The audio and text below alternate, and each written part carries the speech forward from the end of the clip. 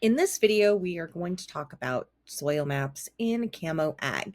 So the first thing to note is all the data comes from Surgo. So any of the soil readings you see and the soil maps are provided by them. Second, in order to generate a soil map from CamoAg, you must first add the farm to your account. So we are going to be comparing the same farm side by side and just demonstrate how a soil rating might change based off of how the acres are designated. So in this property here, we can see we have a soil rating of 61.4. So all acres on this farm have been marked as productive. So meaning they've been designated as dry land, tillable, or irrigated. So if we hop down here to the soil map, we can download a soil map for this entire farm, and it's going to show us that breakdown of how the soils are designated. We can see again, we have that productivity of 61.4. And as we can see, all of that data is courtesy of the Surgo database distributed by the US NRCS. So if I wanted to generate a report, I could click View PDF here, and that's going to generate a report and email it to me when I'm complete. Optionally, I could also download the soil class and soil capabilities maps as well. Click options and I could generate a report. I could uncheck those and click soil map, and that's going to give me that option as well. So a few different ways to go about doing it. Now, when I added this property to my account, I added the two separate parcels and then combined the fields all into one large field.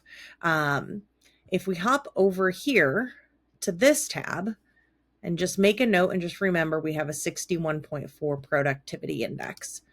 Over here, what I've done is separate out the productive acres from the non-productive acres. And that had a pretty drastic impact on that soil PI. So now if I come in here to my soil maps, I have this acreage types, which has appeared because that appears when there are at least two fields on a property with different acre types designated. So if I were to generate a soil map for this property, it is only going to generate based off of the productive acres, the acres that are marked as productive. But I could come here, I could click dryland, woodland, apply that to the map. Again, that is going to adjust that PI back down to that 61.4 because it's counting that.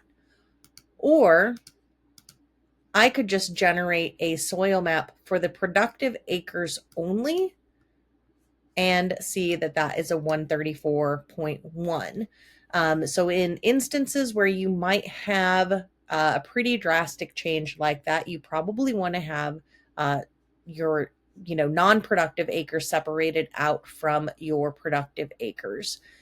Back over here to this example, again, all the acres were designated as productive. We could, even if we said only 34 of these acres are productive, that's not going to change that soil rating simply because it doesn't know where those productive acres are. So if you want to get that technical, you do need to actually separate it out like over here on this example, or again, if we pop back up to this first tab here, if you don't want to get that detailed or technical, you could leave it all as one.